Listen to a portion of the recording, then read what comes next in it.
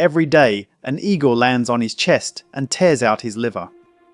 Every night, it grows back. That's the part everyone knows about Prometheus. But here's the detail most people skip.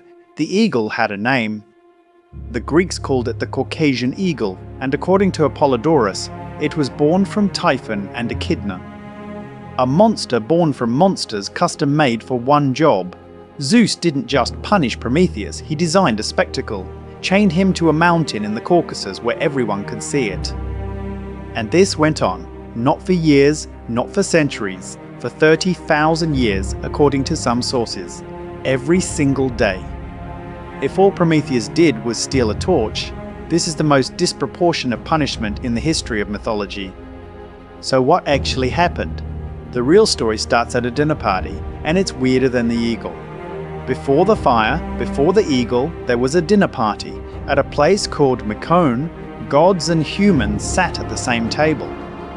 They were deciding a big question: when you sacrifice an animal, who gets what? Prometheus slaughtered an ox and divided it into two piles. One pile looked incredible, glistening fat on top, beautiful, generous. The other looked awful, just a stomach lining draped over something. Zeus picked the pretty one. Underneath the fat, bare bones. Nothing else. The ugly pile had all the good meat. Prometheus had conned the king of the gods at a public feast in front of everyone. And here's my favorite part. According to Hesiod, this is why humans keep the meat when they sacrifice animals to this day. You burn the bones and fat for the gods. You eat the steak. Every Greek standing at an altar carving up a bull was reenacting a Titan's con job. That's not a myth about rebellion. That's a myth about the world's first shell game. Zeus was furious. He took fire away from humans entirely. No cooking, no warmth, no metalwork, no civilization. So Prometheus stole it back.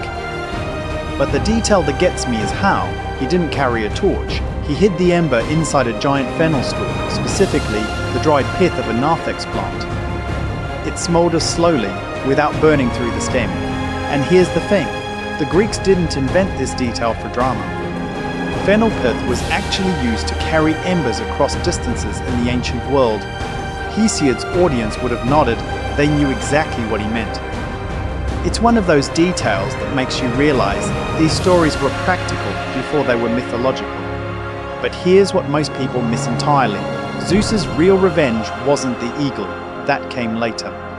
His first move was something far more creative. He ordered the gods to build Pandora. Hephaestus shaped her from clay. Athena dressed her. Aphrodite gave her grace. And Hermes, this is Hesiod's exact word, gave her a lying tongue. She wasn't a person, she was a weapon. Fire for fire. Now, Prometheus had one brother. His name was Epimetheus. Prometheus means forethought, the one who thinks ahead. Epimetheus means afterthought, the one who thinks too late. And Prometheus had warned him, don't accept gifts from the gods. Don't take anything, whatever they offer, refuse it. So naturally, when Pandora showed up at his door, Epimetheus accepted her immediately. You can't make this up. The Greeks named him that on purpose. It's the oldest joke in Western literature. A guy called Afterthought doing exactly what you'd expect. And then came the jar. Not a box, that's a mistranslation from Erasmus in the 1500s. It was a pythos, a large storage jar. When Epimetheus opened it, everything inside spilled out. Disease, old age, labor, pain, every misery humans have ever known, the only thing left inside was hope. And scholars still argue about what that means. Was hope left as a comfort, or was it trapped inside so humans couldn't even have that? Hesiod doesn't say, he just moves on. Here's the thing that really gets under my skin. Aeschylus, the greatest tragedian in Athens, wrote a trilogy about Prometheus. 3 full plays, we have 1, Prometheus Bound, the other 2 are lost, gone. The second was probably called Prometheus Unbound, and the third, Prometheus the Firebringer. Scholars think Zeus and Prometheus eventually reconciled. That the trilogy ended with some kind of deal, a new order between gods and mortals, a compromise that made civilization possible. But we don't actually know. The ending of one of the most important stories in Western civilization is sitting in some Roman landfill. We're all just guessing. What we do know is that Heracles eventually killed the eagle and broke the chains. That much survived in other sources.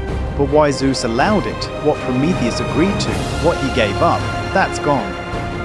The Greeks had an answer, and we lost it. 27 centuries of people telling the story, and nobody can tell you how it ends.